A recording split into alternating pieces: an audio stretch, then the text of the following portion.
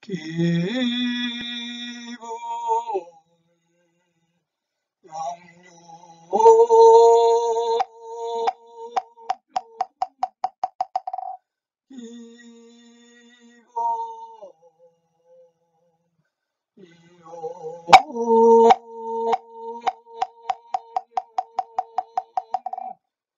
이소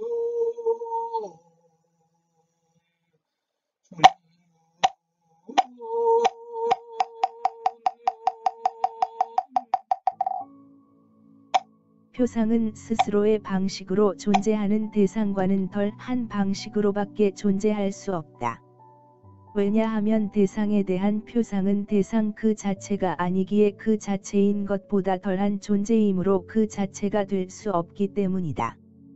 그래서 대상에 대한 표상이 대상보다 못해 보이는 것은 바로 이러한 이유에서이다.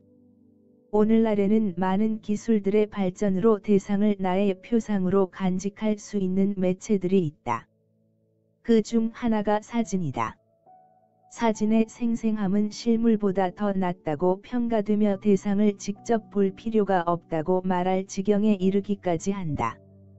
그렇다면 대상과 표상의 차이는 없는가? 예를 들어 대보름날의 달을 눈으로 수온. 한 사람은 달의 사진보다 더 생생함의 경이를 경험한다. 그러나 눈으로도 또렷한 그 보름달을 배율이 높은 망원경으로 본다면 그 달의 생생함은 어떠한 표현으로도 설명하기 어려울 것이다. 달의 선명한 모습은 경이를 자아내기에 충분하다. 대상과 표상의 차이는 사진과 실제적 달과 같다. 하물며 대상의 진상인 물 자체, 딩안시치에 대한 인식을 갖는다면 어떠하겠는가? 달의 사진이든 맨눈으로 보든 망원경의 힘을 빌리든 이러한 간접지들은 어떻게 하더라도 대상 자체가 될 수 없다. 그래서 사람들은 물질에는 우리의 표상과 다른 본성이 있을 것이라는 관념을 만들어낸다. 그러나 이것은 결국 환상들에 있어서 존재하는 것과 의식적으로 수용되는 것 사이의 본성의 차이가 아니라 정도의 차이만이 있다는 것을 뜻한다. 또한 표상은 대상과 본성적으로 다른 것이 아니라 정도의 차이만이 있는 것이다. 우선 우주가 놓여 있다. 그리고 대상들의 관계에서 대상 자신의 변화에 다른 대상을 변화시키는 나의 신체가 있고, 나의 신체는 행동의 중심을 점유한다. 그런데 이 행동의 중심에서 일어나는 뇌의 작용은 표상을 만들어낼 수 없다. 왜냐하면 다른 기관들처럼 뇌도 하나의 기관에 불과하기 때문이다. 그렇다면 나의 신체는 표상에게 다른 지위를 주어야 한다. 그 지위란 행동의 필요에서 비롯하는 어떤 정신을 예고하는 적극적인 것, 즉 수용을 넘어서는 의식적 분별이다. 즉, 우리의 의식은 그것들로부터 단지 일정한 측면들에 의해 일정한 부분들에만 도달하기 때문이다. 의식은 외적 수용의 경우 바로 이 선택으로 이루어진다. 그러나 우리의 의식적 수용의 필연적인 빈약함 속에는 이미 정신을 예고하는 적극적인 어떤 것이 있다. 그것은 그 말의 어원적 의미에서 분별이다. 3. 상과 정신.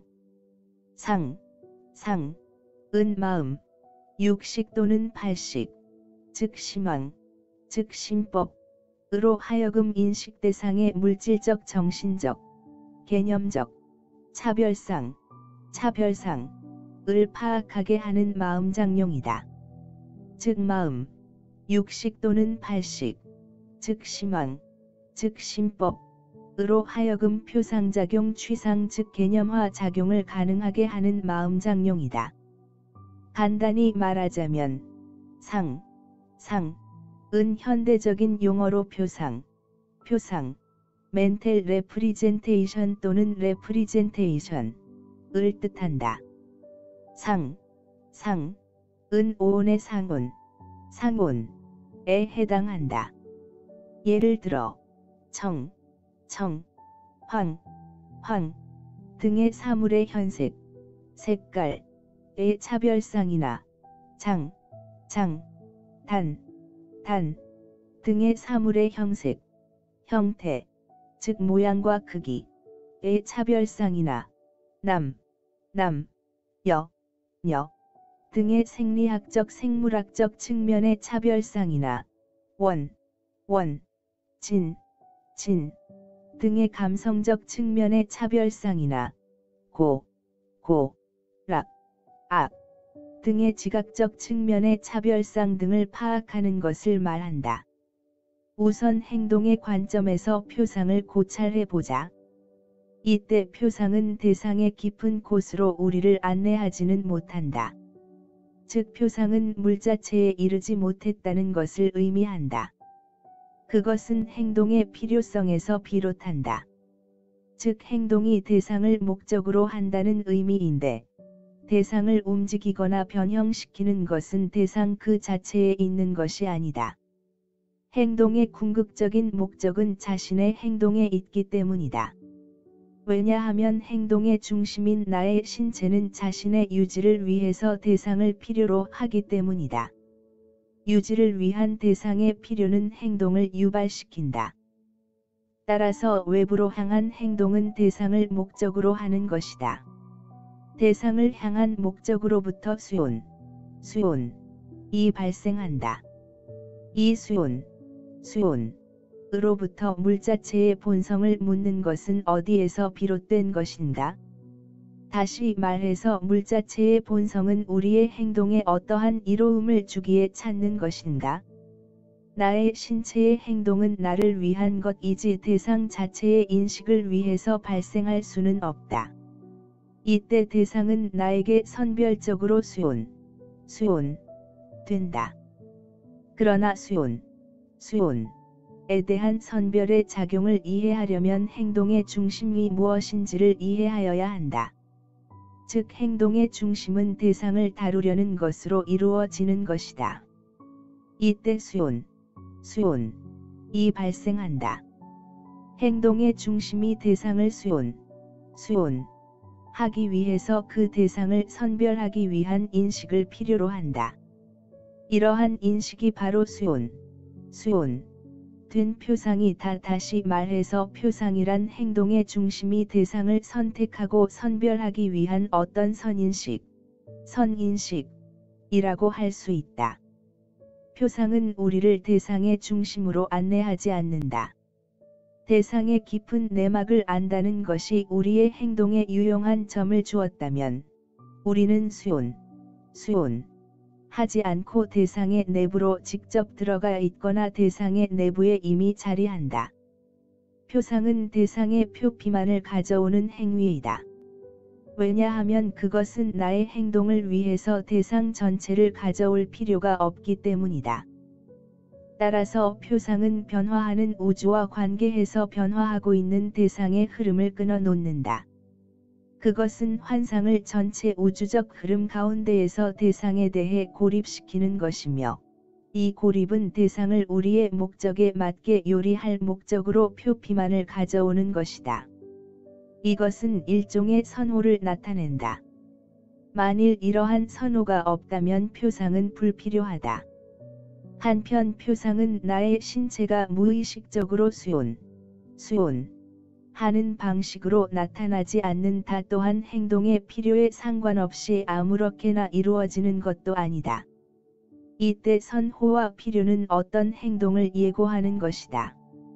표상을 선택하는 방식은 비결정적인 방식으로 이루어진다. 비결정적이란 이미 이루어졌거나 앞으로 이루어질 방식이 아니라 현재 결정하려는 바로 그 순간에 이루어진다. 즉 표상은 어떤 가능적인 행동의 척도를 제시하는 방식으로 이루어진다. 그렇다면 척도란 무엇인가? 행동인가? 아니면 정신인가? 선별적 행동을 위해서 정신과 행동을 분리하는 것은 불합리한 일이다. 왜냐하면 척도란 정확한 행동을 위해 따르는 대상에 대한 기대와 욕구를 그리는 것이기 때문이다. 따라서 사물에 대한 우리의 표상은 요컨대 우리의 해탈에 부딪혀서 반사되는 사실로부터 생겨난다. 다른 한편, 정신적인 관점에서 표상을 고찰해 보면 우리는 수온에 대한 표상을 가진다. 이때 수온은 정신의 작용인 표상을 산출한다. 그런데 이 표상이 오히려 수온을 존재하게 한다. 이러한 역작용이 발생하려면 표상하기 이전의 최초의 수온이 필요하다. 이 최초의 수온으로부터 표상은 수온 없이 표상하는 법을 배운다.